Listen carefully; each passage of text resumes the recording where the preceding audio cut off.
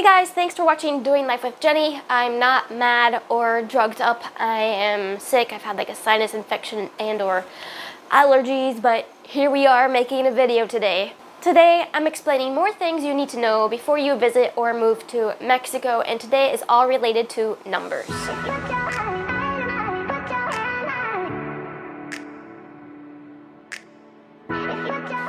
Like most of the planet, Mexico uses the metric system. While it's not necessary for you to fully get used to that before visiting or moving, I strongly suggest you know your height and weight in kilos and meters before you go. This is very useful if you need to go to the doctor or a dentist.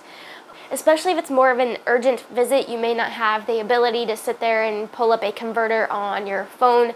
It is important for things like anesthesia, so they know how much to give you, so they don't kill you or so that it is effective. For example, this last time I went to Mexico, I knew I was going to the dentist, so I memorized my height and weight in the metric system. I don't even know how to say this properly in meters, but I told the dentist I was 1 meter with 52 centimeters, 1.52 meters. However, I am actually 1.54. Here's the deal. For us gringos, 1.52 versus 1.54 seems very trivial unless you're measuring something like a window to fit into a new construction. In meters, that is quite a big difference. I am 5'2", and 1.52 is 4'9". So that is significantly shorter when you're especially considering that he was giving me an anesthetic. And I think that's the hard part about getting used to the metric system, is that for the gringos, anything after the decimal point is trivial. It's being nitpicky. Like if a room measures 10 feet by 10 feet versus 10.2 by 10.2 is not making any difference. In the metric system, after the decimal point can change the weight or the distance, or whatever the case might be, significantly. And that's the part that's hard to get used to, in my opinion. Not that I think you don't know this, but you know how it is if you're moving or visiting a place, you have 100 things on your mind, so it might slip yours. For the metric system, you're going to need Celsius instead of Fahrenheit. For distance, kilometers instead of miles. For measuring height or short distances, meters instead of feet. And for weight, kilos instead of pounds. Oh, that's another one that's difficult. At the market, I wanted some strawberries. I had no idea how much to order. I didn't know if 1 kilo was going to be 5 million strawberries or a handful.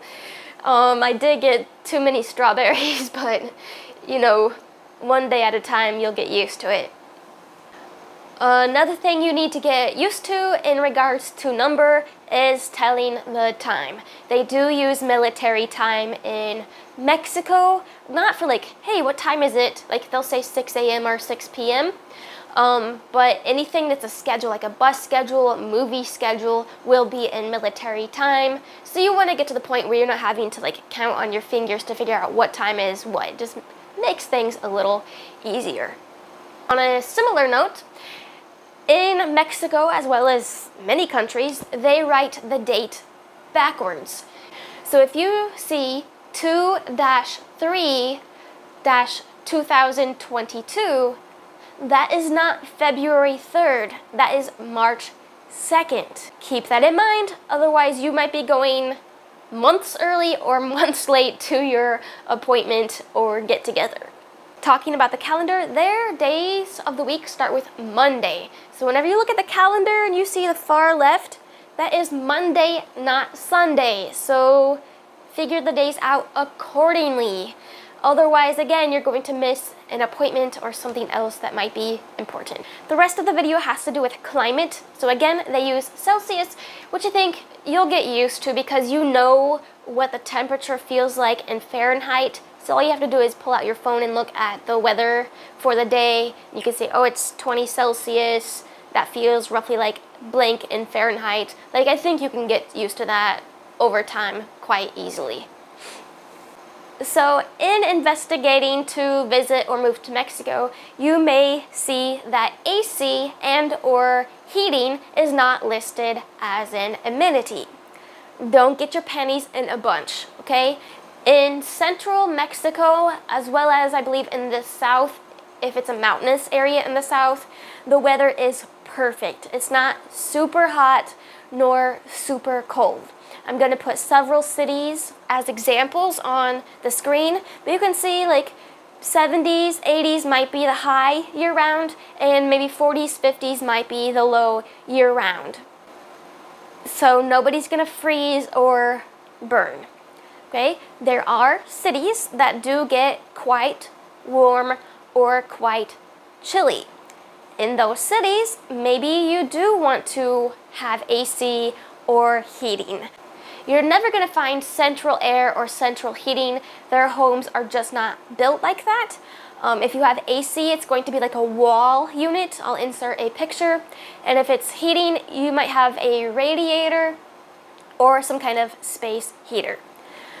But again, in most cases, it's not necessary. In a lot of places, even if it does get quite hot during the day, it cools off a lot at night. So it's not a huge deal. Also, be sure to check into the humidity. That plays a huge factor, because sometimes if it's hot in the shade, it's very tolerable. Whereas if it's a humid environment, like, you just can't cool off even in the shade. One thing you must take into account is that Mexican homes and buildings are made out of cement. And we're not just talking about a tiny cement wall, like at least 5 inches thick. The thickness and material help maintain the temperature inside of buildings and homes. So yes, it might be chilly or hot outside, but with the thickness of the walls, it helps regulate that indoor temperature a bit. Again, there are exceptions. It might be almost uncomfortable, slightly uncomfortable, but in the majority of cases, you're not going to have some extreme.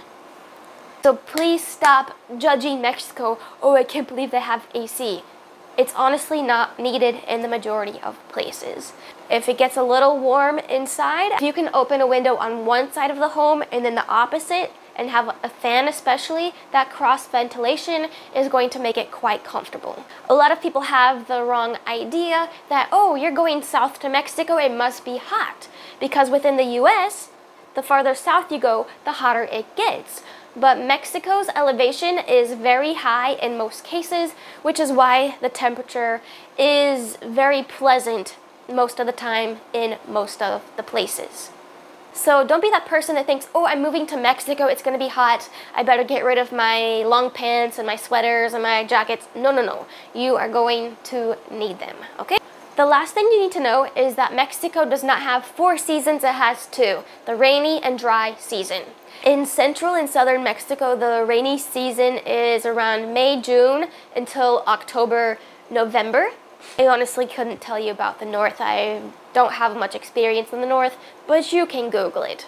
Don't quote me on this, but I believe in northern Mexico, it's considered to be a desert climate, and in most places in central Mexico, it is a semi-arid climate, so it does get rainfall. But please don't be hesitant to travel to Mexico during the rainy season. It's not going to ruin your trip, because a lot of places in central Mexico are considered semi-arid, so it's not like raining all day, every day. I feel like usually during the rainy season, it might rain a couple times a week. It tends to be like late afternoon, early evening. Not that it doesn't rain other times of the day. Not that there aren't weeks where it rains every day, but just don't think it's going to rain all day, every day. Like the majority of the day and or the majority of the week, you will be able to go out and enjoy Mexico. Thank you so much for watching. If you are a student, teacher, or you have kids in school, I hope you're having a great back-to-school season. See you in the next video.